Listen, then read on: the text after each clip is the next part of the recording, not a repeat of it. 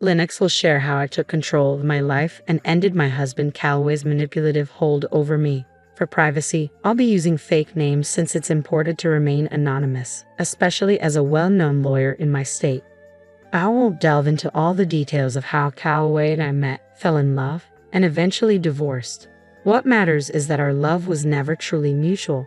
Calloway was unfaithful, and the signs were always there. He distanced himself, spent long hours away, and often went on business trips. Even though I had a successful career as a lawyer, Calloway always saw me as a failure simply because I didn't earn as much as him. One day, during one of his many trips, I made the decision to investigate. I found an old laptop of his and discovered a hidden Facebook account, which confirmed my worst fears. He was having an affair with a beautiful woman he clearly considered more attractive than me. Calloway constantly criticized my appearance, and it crushed me to realize he had chosen someone else. Angry and heartbroken, I confronted him the moment he returned. "Calloway, are you cheating on me? I have proof," I demanded. His response was cold, almost cruel. "Lennox, you just aren't interesting to me anymore. You're always wrapped up in your pointless cases, ignoring me. And let's be honest, you're not exactly a supermodel," he sneered. Stunned, I shot back, "What are you even talking about? I have a demanding job, and you knew that when we got married. I haven't ignored you. It's you who stopped coming home. You shut me out." That's how I uncovered the truth. But instead of guilt or regret, Calloway's heartless response left me speechless. He twisted everything, making it seem as though his infidelity was somehow my fault. A ridiculous claim I wasn't going to let him get away with. Rather than defend himself, Calloway's tone turned even colder. He smirked and said, "I'm glad you found out, Lennox. Now I don't have to hide her anymore. She's gorgeous, and we're going to have a perfect life together after I divorce you. Finally, I can marry someone worthy of my name." His words hit me like a punch to the gut. A chill ran down my spine as I realized he had been planning this all along. Worse, he was openly insulting me, praising this other woman as if she were the better choice. There was no apology, no remorse, only arrogance. He acted as though it meant nothing to him. Tears streamed down my face as he continued to boast about how he was going to leave me. This was the man I had loved for over a decade, and his cruel words shattered my heart. Through my sobs, I asked, "How could you say that, Calloway? After all these years?" "I've stood by you through everything," I said, my voice shaking with a mixture of anger and hurt. "I honored our vows and put you first, always. How could you do this?" Calloway's expression remained cold and dismissive. "It doesn't matter anymore, Lennox. You're just not right for me. I'm a successful business owner now, and I need someone who matches my status. A woman with average looks and a law degree that impresses no one just isn't good enough for me." Humiliated, I felt my chest tighten, but I refused to stay silent. "How could you say that, Calloway? I may not fit your shallow definition of beauty, but I'm a strong, capable woman. I've been a good wife to you, and now you're throwing me away." Without hesitation, he cut me off, his voice cold as steel. "I'm not considering divorce, Lennox. I've already decided. I hired a top lawyer, and the papers are ready. I'll be filing soon. You better pack your things and leave before I get back. I don't want to see your face around here anymore." A few hours later, one of Calloway's friends arrived at my door with a stack of papers in hand. His eyes held a flicker of sympathy as he passed them to me. I took the papers, closed the door, and collapsed to the floor. The weight of everything crashed down on me, and I sobbed uncontrollably for what felt like hours, realizing I had wasted years of my life on a man who never truly loved me. But as my tears dried, something shifted inside me. I wasn't going to let this defeat me. I was stronger than this, and I was going to prove it, to him and to myself. Before the man left, he let something slip. Calloway was planning to drag out the divorce. At first, I was confused, but then it hit me, the prenuptial agreement. If Calloway cheated, I was entitled to half of his business. In my emotional state, I had forgotten all about it. Now, it all made sense. He wanted to prolong the process, hoping I'd give up and walk away without claiming what was rightfully mine. That wasn't going to happen. I immediately reached out to his lawyer and scheduled a meeting. Within 2 days, I was ready to fight back, and I wasn't leaving without everything I deserved. I moved out of Calloway's house and returned to my childhood home, which was still in my name. Once everything was packed, I sent him a message. "I've moved all my things out of your house. Don't worry, I took my ugly face and body out of your sight." His response came quickly, dripping with arrogance. Good. My lawyer is the best, so don't expect much from this fight. But I stayed calm. I'm not giving up my share of the business. Keep your distance from me, Calloway. I was done letting him manipulate me. This time, I would stand my ground and make sure he didn't get away with taking what was mine. I was ready for whatever battles lay ahead. His next text only fueled my determination. I don't want to talk to you anymore. Speak to me through my lawyer from now on, and make sure you stay out of my house. The disrespect and condescension in his words sparked a fire deep inside me. It's funny how rage and betrayal can give you strength. Suddenly, everything became crystal clear. I almost laughed. Calloway had no idea who he was messing with. Neither did his lawyer, Jake. I arranged to meet Jake at a local cafe. When I arrived, I saw the moment he recognized me. His composure faltered and his hands trembled slightly. Though he tried to act professional, it was obvious that Calloway had not prepared him to face someone like me. Jake forced a nervous smile as we greeted each other, and I decided to ease the tension. It wasn't his fault I was caught up in this mess. Hello, Jake. Nice to see you, I said pleasantly, watching the surprise flicker across his face. Ma'am, I wasn't expecting you to come in person, he stammered, clearly unsettled. The last names probably threw you off, I replied smoothly. I got married after becoming a lawyer. I use my maiden name for work. Oh, I see, Jake muttered, shifting in his seat, still visibly uncomfortable. Let's not dance around it, Jake, I said, leaning in slightly. Your client told you to drag this case out, didn't he? He squirmed under my steady gaze, unsure how to respond. I decided to give him a way out. You don't have to answer that. I've been married to Calloway for over a decade. I know exactly how his mind works. Jake fidgeted, trying to maintain his composure, but my words clearly hit home. Years of experience as a lawyer had taught me how to put pressure on opponents, and Jake was no exception. I wasn't here to intimidate him, though, just to make it clear that I wasn't someone to be underestimated. I leaned in slightly and gave Jake a reassuring smile. Look, Jake, I know none of this is your fault, so let me explain what's really going on with this divorce. He blinked, looking confused. What do you mean, ma'am? He asked, clearly not expecting what was coming next. Did Calloway happen to mention that he cheated on me? I asked, watching his face closely. His expression shifted, and I could see the truth dawn on him. He had no idea. No, he didn't mention anything about that, Jake admitted, flustered, but he did say you might try to make some wild claims to ruin him. I shook my head, giving him a sympathetic smile. Oh, Jake, Calloway played you, but hey, you'll be happy to know he really thinks you're one of the best lawyers out there. He has a lot of faith in you. Jake's smile was uncertain. That's kind of him to say, he murmured, clearly overwhelmed. But I'll never measure up to you, ma'am. I wish he had told me you were a lawyer too. He only said you worked at a firm. I rolled my eyes. Typical Calloway. He never appreciated my achievements. He always looked down on my work and never took me seriously. I paused, letting that sink in before adding, but I was smart enough to make sure we had a prenuptial agreement. Jake's eyes widened, clearly caught off guard. The word prenup hit him like a ton of bricks. He fidgeted in his seat, scrambling to process what I'd just revealed. There's a prenup in this marriage, he stammered, looking almost panicked. Your husband didn't mention that. Do you have any proof, ma'am? I gave him a calm, confident smile. Oh, I have all the proof you need. I pulled a folder from my bag and placed it gently on the table between us. I brought the documents with me. I figured Calloway would try to wriggle out of the consequences, but not on my watch.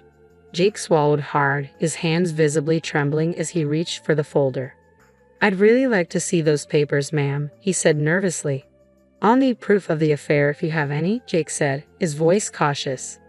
Don't worry, I replied smoothly, opening my bag. I've got everything right here. I handed him all the evidence, messages, photos, legal documents. Everything was meticulously organized and ready. Jake took his time, reviewing each piece carefully. As he examined the evidence, I watched the defeat settle into his expression. He knew there was no way Calloway could come out of this unscathed. After what felt like an eternity, Jake looked up at me, resigned. You have solid proof of everything, ma'am, he admitted. I had no idea about any of this. I figured as much, I said, keeping my tone even. I know how hard it is to deal with clients who aren't being honest, especially when the other side has a strong lawyer. You're right about that, ma'am. Jake sighed, clearly weighed down by the reality of the situation. I think that's all we need to discuss for now. I'll have to have a serious talk with my client before we proceed. Someone will be in touch, though I can't promise it'll be me. I knew what he was hinting at, but I didn't comment. Instead, I thanked him for his time and left the cafe.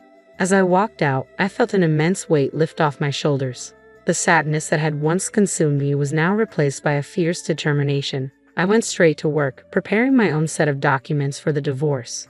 Calloway had created this mess, and now he was going to face the consequences. There was no escaping what was coming. The very next day, Calloway broke the silence. Despite instructing him to contact me only through his lawyer, he called me directly. His voice was furious when I answered. "What did you say to my lawyer, Lennox?" he barked. I couldn't help but smile. "Oh, look who's calling me after telling me to stay away. What happened with your lawyer, Calloway? Stop messing around, Lennox. Tell me what you said to him that made him quit today." "Your lawyer quit today? How unfortunate," I said, dripping with sarcasm. "That's really too bad, Calloway. I guess you should have been honest about what you're up against, Calloway." "You don't know what you're talking about," he spat. "You're a nobody. I won't let you take my family business." "Oh, I'd love to see you try," I replied, my voice steady. "I'll hire a better lawyer than you ever could, and when we're done, you'll be the one begging me for mercy." "Well, good luck with that, Calloway," I said calmly. "Just a word of advice. Make sure you tell your new lawyer about the affair and the prenup." There was a pause, then the sharp click of him hanging up. I couldn't help but chuckle. He was in way over his head, and he didn't even know it yet. Calloway tried to find another lawyer, but word travels fast. My reputation in town was solid, and no decent lawyer wanted to be caught in his sinking ship. Anyone who entertained his lies would be swiftly dismantled once I laid out the evidence. He had promised to make me beg for mercy, but I knew it was only a matter of time before the tables turned. And I was right. One morning, as I was getting ready for work, a knock at the door interrupted me. It was early, and I wasn't expecting anyone. When I opened the door, there he was, Calloway, looking exhausted and utterly defeated. For a moment, I just stared at him, debating whether to send him away. But I let him in. I didn't want a scene outside my house. I had enough on my plate as it was. The moment the door closed behind him, I didn't bother with pleasantries. "Make it quick, Calloway. I don't have time to waste on you. And frankly, I have no idea why you're even here. We were supposed to handle everything through our lawyers." "Yeah, about that," he mumbled, eyes downcast, clearly embarrassed. "I haven't been able to find a good divorce lawyer yet," Calloway admitted, looking defeated. "Oh, that's unfortunate," I said with mock sympathy. "You'd better hurry. I hear Callista's been dying to marry you." "I'm not worried about her anymore," Calloway muttered, shaking his head. "Listen, Lennox, we need to talk. You've been sabotaging my chances with every lawyer. It's unfair." I burst out laughing, genuinely amused by his audacity. "Sabotaging you? Oh, Calloway, that's rich. The fact that you even think that just shows how little you respect me or my profession. You thought you could throw money at people and they'd fall at your feet, didn't you?" His face twisted with frustration. "I don't get it. What did I even do wrong?" I crossed my arms and stared him down. "Should I remind you? You lied to your lawyers about the affair, about the prenup. That's enough to embarrass any lawyer in court. No one wants to represent a client they can't trust, Calloway. And if you haven't realized by now, my name carries weight in this town. You might think I'm nothing, but I've built a reputation, a solid one." Calloway slumped, his shoulders sagging under the weight of realization. "I know that now, Lennox," he said quietly, regret dripping from his voice. "I tried being honest with a few lawyers, but none of them are willing to take my case." "Well, that's what happens when you're up against an ironclad prenup," I said coldly. "You should have thought twice before you cheated. But it's too late now. No sane lawyer is going to take your side, and you will give me half of your business." His face fell, and I could see the panic in his eyes. The business was the only thing he truly cared about. That's why he tried to hire the best lawyer he could, to drag this divorce out and exhaust me into giving up my claim. But now, after days of rejection, even he knew the game was over. Then, as if it were his last resort, Calloway did something I never expected. He started to cry. "Please, Lennox," he begged, his voice cracking. "You know how much this business means to me. Don't take it. Take everything else, just not the business." "Why not, Calloway?" I asked, my voice sharp. You were the one who insisted on putting that clause in the prenup, the one that says I get half if you cheat. You wrote your own fate. After everything you've done, do you really think I'm going to walk away empty-handed? I deserve this." "It was a mistake, Lennox," he whispered, tears streaming down his face. "I swear, the affair was a huge mistake," Calloway pleaded. "I've even put the relationship on hold because I realized how wrong it was. Maybe we can give our marriage another shot. I'm sure we can make it work." I let out a loud, incredulous laugh. The audacity of this man was astounding. He was actually asking me to reconcile, as if I would be foolish enough to even consider it. I had heard the rumors that things between him and Calista weren't going well. Apparently, she was upset, and Calloway was unhappy too. But if he thought that was enough to win me back, he was out of his mind. I had learned my lesson the hard way. Marrying Calloway was a colossal mistake, and I wasn't about to make it again. I knew exactly why he was suddenly so desperate to get me back. "You must be delusional if you think I'd even consider it, Calloway. Do you think I'm stupid? I know you want me back just to avoid splitting your business." "Lennox, we were happy once. Can't we just look past this mistake and start over? I'll cut off Calista, I swear," he begged, trying to sound sincere. "There's no need for that, Calloway," I replied, shaking my head. "That woman will be gone the minute she finds out you won't be rich anymore after the divorce. As for me, this is my golden opportunity to walk away from this sham of a marriage. I'm actually grateful you showed me your true colors before we ever had kids. Now you're going to deal with the consequences of your actions." I was done. There was nothing left to say. Calloway continued to plead, trying to convince me not to take his business, but his desperate cries only reminded me of the countless nights I had cried myself to sleep because of his betrayal. Seeing him in such a pathetic state filled me with a sense of satisfaction. My revenge was complete. All I wanted now was a clean break to start fresh, and I got more than I expected. Karma hit Calloway hard and fast. For weeks, he tried everything to change my mind, begging me to come back home, but I ignored it all. I wasn't interested in his drama. I was ready to move on. Since he had already filed for divorce, I hired someone from my firm to represent me. I wasn't a divorce lawyer and wanted as little interaction with him as possible. After a month of futile attempts to win me back, Calloway realized he had no choice. He was forced to hire a lawyer and agree to a clean break. He knew that if this went to court, he'd be publicly humiliated and waste even more money on legal fees. So he conceded to a mutual divorce. Thanks to the prenup, it was easy for me to get the settlement I deserved. I had ample proof of Calloway's infidelity, and as the prenup stated, he had to give me half of his business. Of course, he wasn't happy about it, but there was no way out. Reluctantly, he signed over half of his company to me. We even offered him a chance to buy me out, but he had no money left.